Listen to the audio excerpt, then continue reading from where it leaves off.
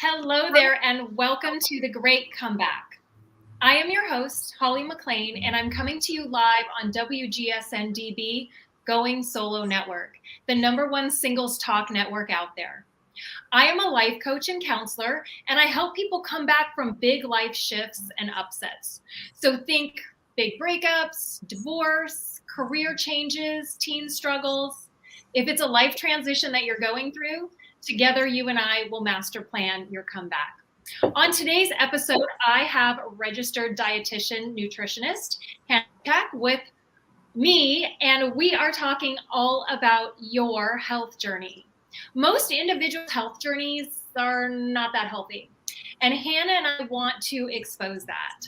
As you know, I'm all about setting yourself up for a beautiful, healthy next chapter in your life, especially as you navigate a big life transition or a shift. A journey toward a healthier lifestyle can be many things, depending on who you talk to. Most healthy journeys can be depriving, hard on your body, about conforming or fitting into an image that society deems as acceptable. But Hannah and I are here today. She's going to bust through all of that and share with us how to approach your health journey in a loving, healthier way. My guest, Hannah, knows how to do this right. She is a registered dietitian nutritionist.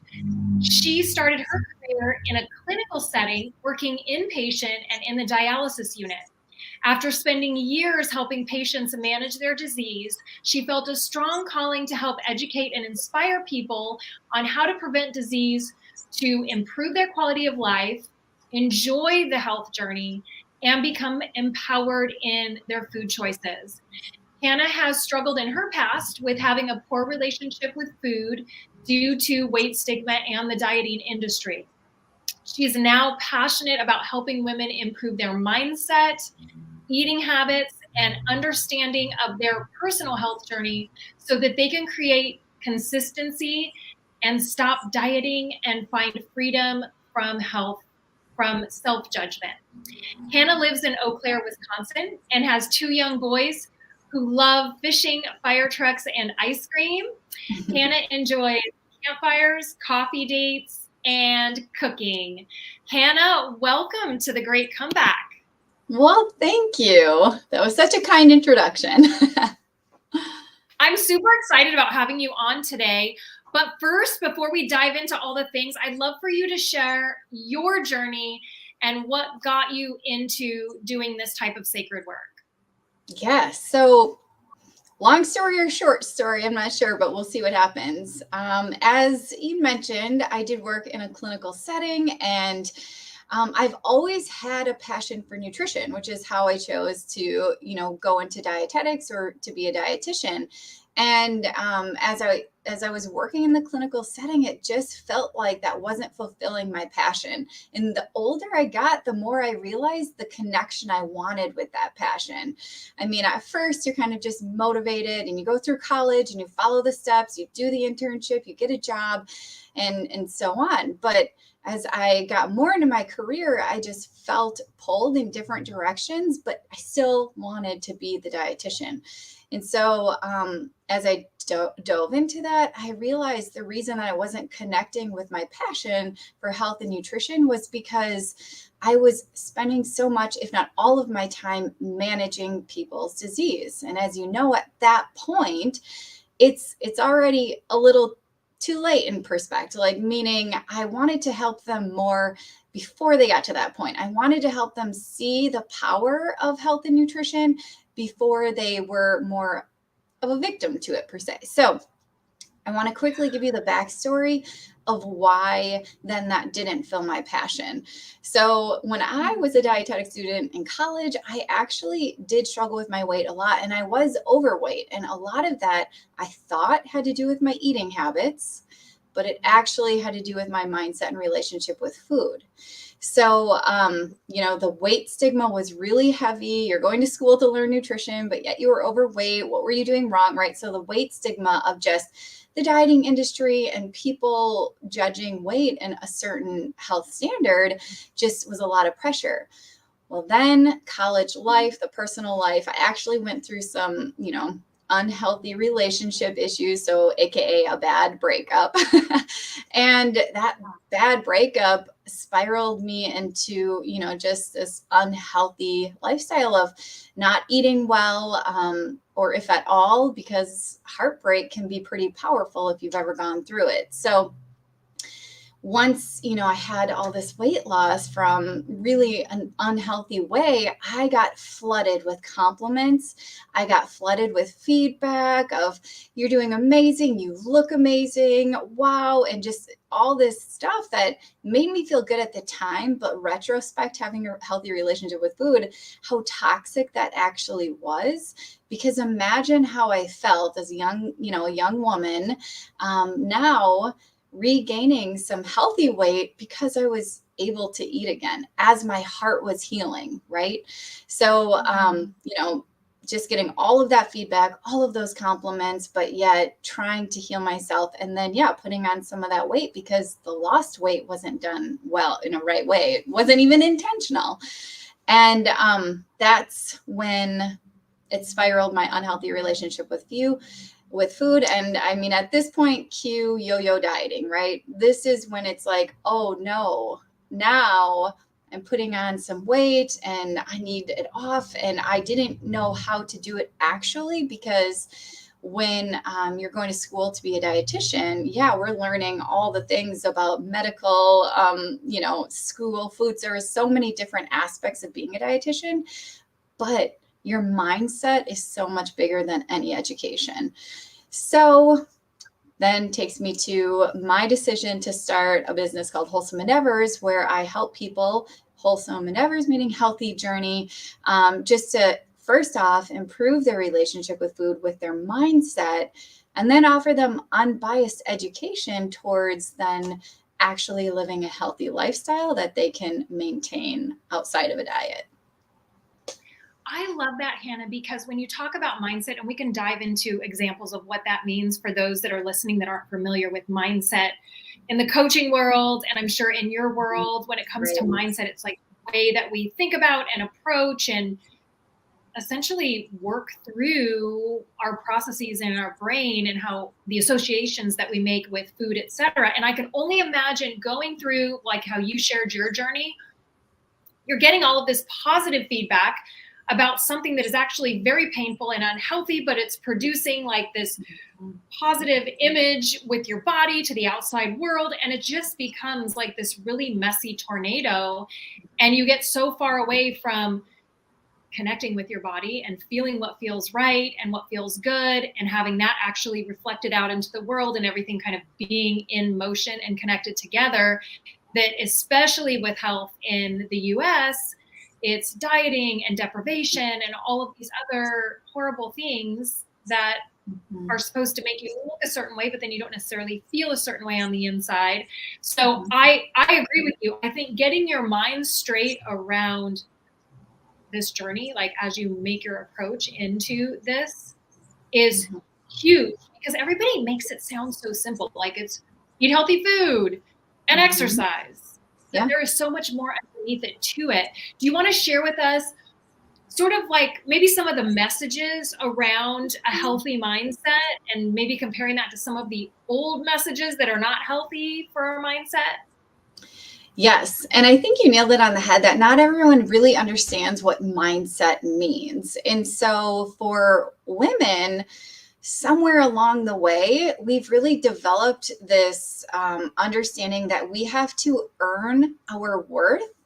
And whether that be in just like how much we work or how we prove, to society who we are and how successful we are and how we are in a marriage and whatever, that we decide, like that takes precedence over our health, which then that's when weight stigma can really make us feel like a less or more valuable person depending on our weight or our size. So it's just this like misconception that people start their health journey because of their negative body image in their mind, rather than understanding their worth because maybe in their mind they haven't earned it, however that looks. And then they, when you do feel that worth, you do deserve self-care, and you do deserve, to take care of yourself with nutrition. So what I believe can start you off on the best mindset in your journey is to actually move forward from a positive mindset about your self-worth, about your body image, or body image acceptance, I should say, which can then help you go in a more logical way outside of, I don't like how I look, I have to do something dramatic, I need to do something extreme, I need to do something to get results now. And that's when illogical decisions sometimes step into play. Maybe the best diet, maybe something that you're gonna do that you can't sustain, but you just got to get these last 10 pounds off, right? So understanding your self-worth isn't correlated with your weight. You start to move forward in just this way of, no, I'm worthy of this type of self-care. I'm worthy of nutrition to improve my quality of life. I'm worthy of longevity. I mean, so many things. And again, this is coming from a clinical setting where I would help women be able to eat at all, or women that just got diagnosed with breast cancer, or men that just got diagnosed with colon cancer. And I'm not saying men or women get either or, but just saying that's when the light bulb of, oh, wait, a healthy journey isn't always a gene size. And that's where we're trying to build that consistency. And that consistency starts with self-worth more than I should look a certain way. I love that, because I feel like in society, it's about the image that you're putting out there. Similar to when we go on to social media, we're always putting up the pictures of the fun things and the enjoyable things. And that's not the entire picture. But this idea of getting to a place where you love and nurture yourself first. You don't have to be that specific weight or look a certain way to love and nurture yourself. It's almost like the reverse of what you would naturally think. No, I need to embrace and love where I am right now, so that I can nurture myself and actually want to treat myself to a beautiful walk, 3 mornings a week. That is, it all kind of gets the ball rolling. Am I on the right track with that? Yeah. And when we talk about relationship with food, the word relationship can fit in just as like a comparison to how do you foster relationships in your life that you want to keep. You take care of them, you show them love and respect. But so often we go into the journey out of, negative self-talk and this almost like scolding and this level of discipline. And that doesn't typically last. And so there's always some sort of like rebound that comes from that. So it's the same thing as like relationship with food is a really big thing. Like kind of like you were saying, how eat healthy isn't as easy as said or done. Same with like fix your relationship with food. It's not as easy, but the idea starts with, like looking in the mirror of like, if you respect yourself well, that's going to be way more easy to maintain. Same as if relationships in your life or in your marriage, it's how you wouldn't go around, disciplining and yelling and scolding and being negative. It just doesn't last. And just thinking of it in like an easier way to then implement it. Yeah. And tell me this, because as this thought had popped up into my head, have you noticed with your clients that there are specific junctures in their life where you see more people sort of hitting a wall and going, okay, I surrender. I need to jump in here. Because I've noticed with myself, as I aged, I started looking and thinking to myself, oh, wow, maybe going out into the sun and getting that suntan, that look isn't so good. And I remember this kicking in like when I was in my mid-20s, because I had heard about the effects of sun on your skin and all of the things. So aging had prompted me to dive into the arena of helping and supporting myself in a healthy way versus, I want to look a certain way, so I'm going to do these things that aren't necessarily healthy. Or, do you find that there are certain junctures in people's lives that get them there? Yes. And the biggest one is typically I attract women. I think women tend to be a little more proactive and, looking for resources in that way. So when I say women, it's not only women, but it's typically women that have been through every diet. So they already know the dieting isn't the approach that's going to maintain your results, and it's not the most healthy for your relationship with food. And they just want something that can last, and they want something that helps them sift through all the mixed messages. So often, if they still want that quick fix in a way, or if they still really are getting, just really excited about that result in 2 week or this testimonial in a certain time period, they may not be in that stage of readiness for actual habit change and mindset change, because they just want rules. They want the easy way to go about, just tell me what to do and I'll do it. But when you realize that investing in your health is actually doing the work that you jump over when you get on a diet, that it's something that is way more fulfilling and rewarding than just like following the rules of a diet. So it's definitely the people that have been through every diet. They already know, they're done with, certain things that are just like take all my money to buy these certain packaged foods, and they just want to know what works and what's going to give them a healthy journey. And then also, that middle-aged woman that's like, wait, it's not so easy for me to get results when I could just do a 2 week thing or a month thing. And so now what's my approach that's going to help me with, this weight that's kind of unintentional, but it also, I'm not making any changes. So where is it coming from and why? And that's often when they do need to make some lifestyle shifts, maybe due to age or hormone changes. And so we just kind of help them guide through that as to what that looks like for them personally. I love that. And it's the lifestyle changes and shifts slowly, I'm imagining, over time that make all the difference versus the quick fix. And then you kind of get thrown back into the same place that you were when you initially started. Hannah, we have to jump to a commercial. So listeners, please don't go anywhere. We will be back in a minute, and we're going to take a commercial break now.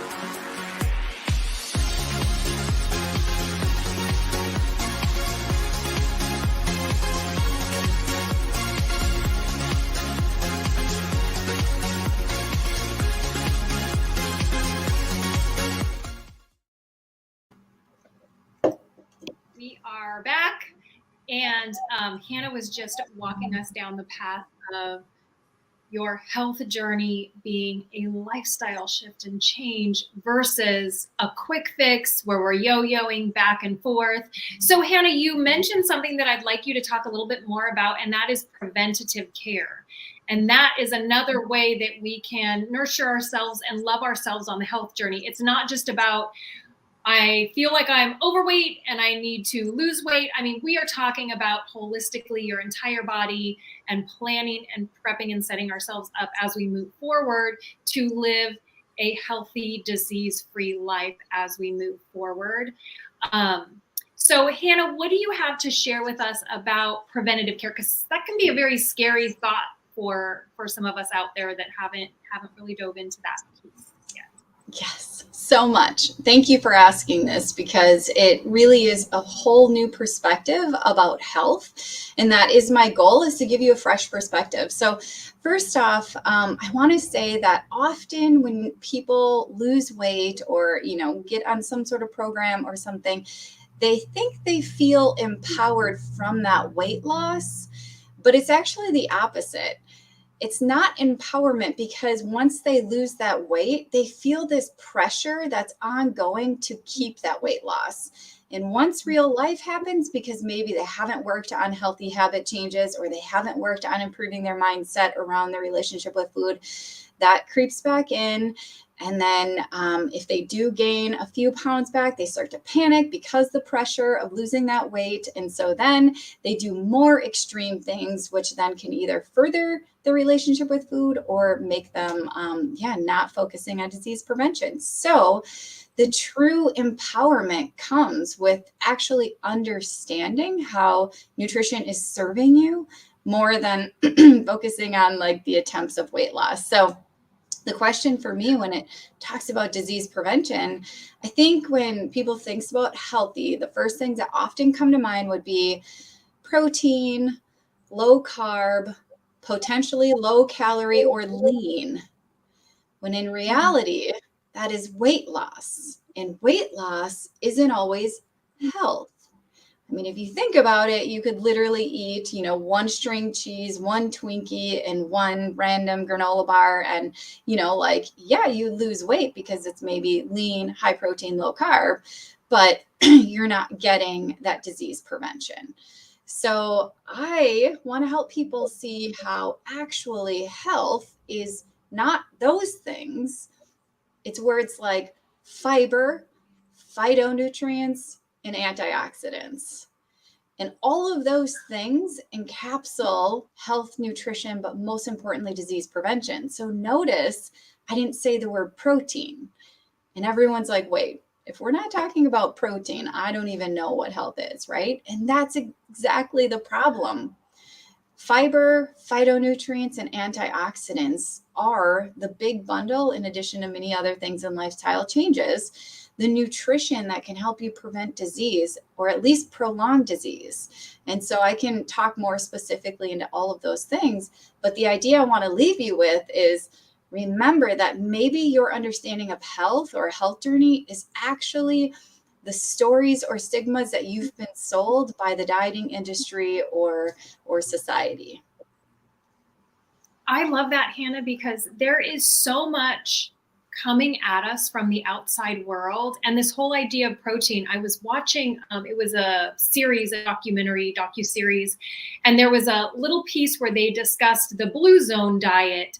And that's, I guess, a diet, more Mediterranean-based diet. And it really wasn't founded or based in protein.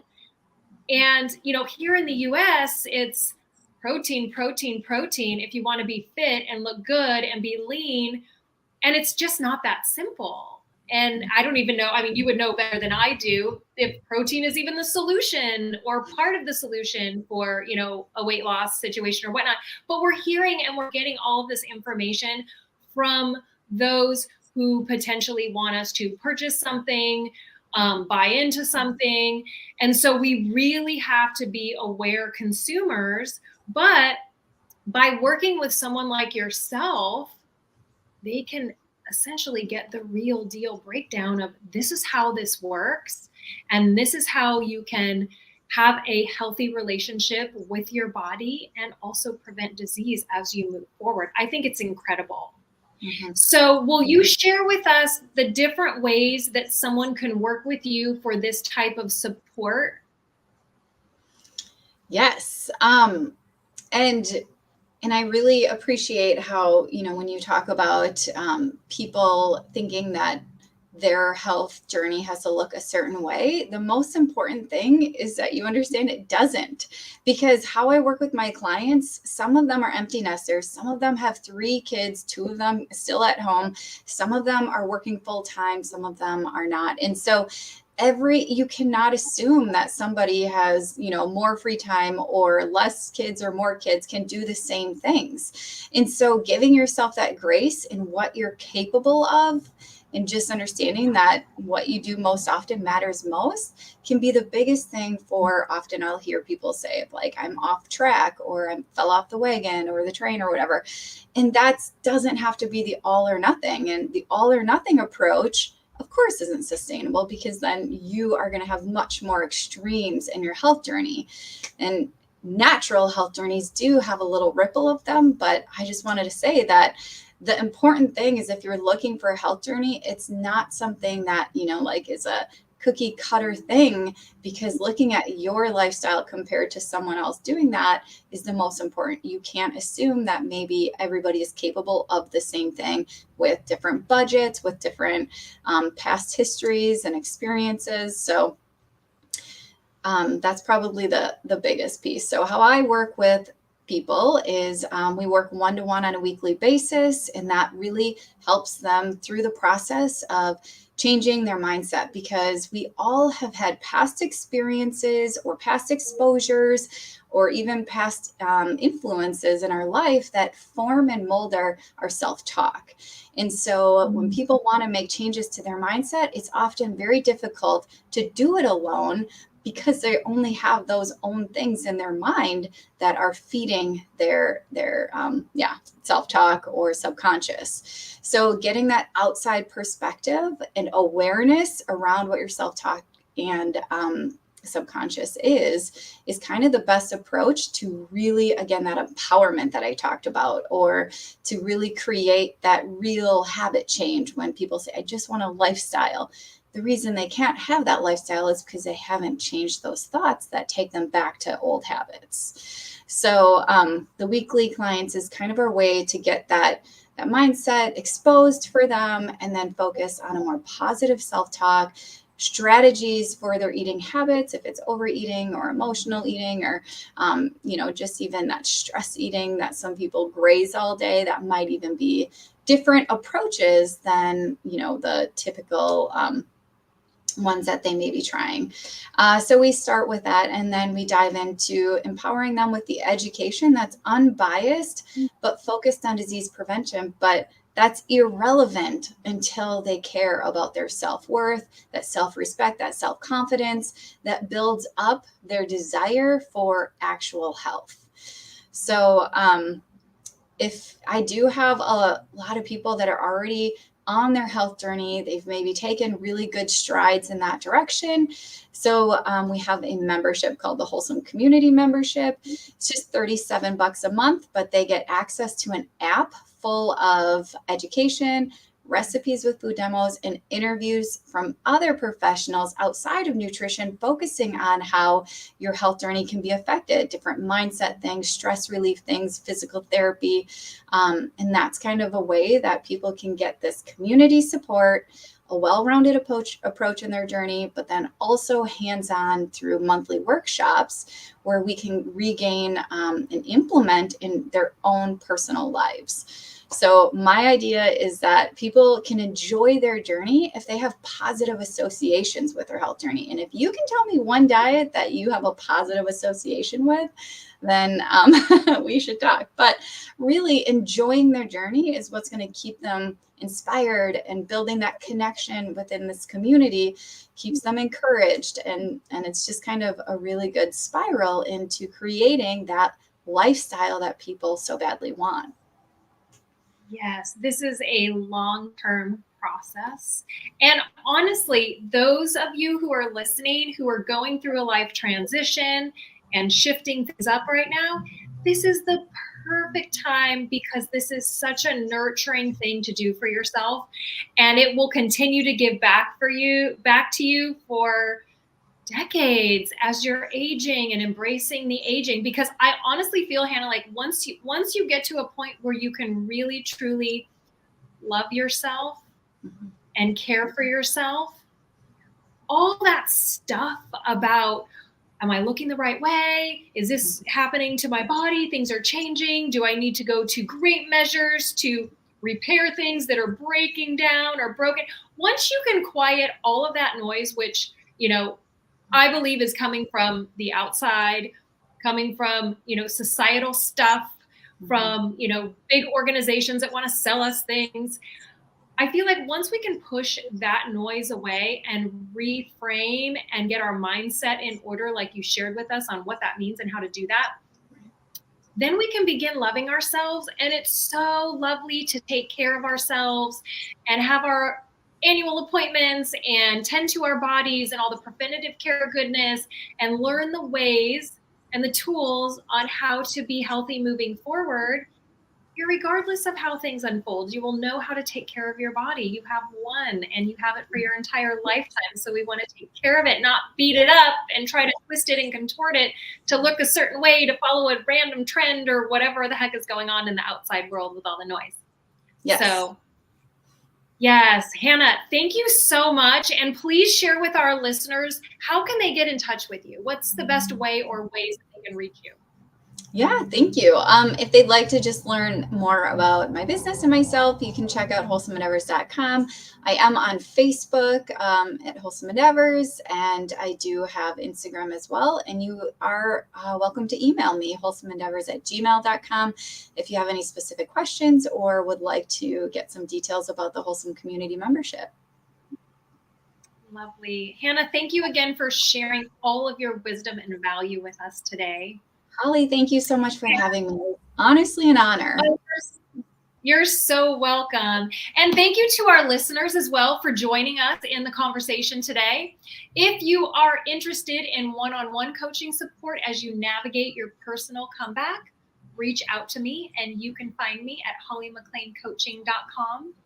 And finally, a thank you to Cece, my amazing producer who works her magic on the back end to make this show possible.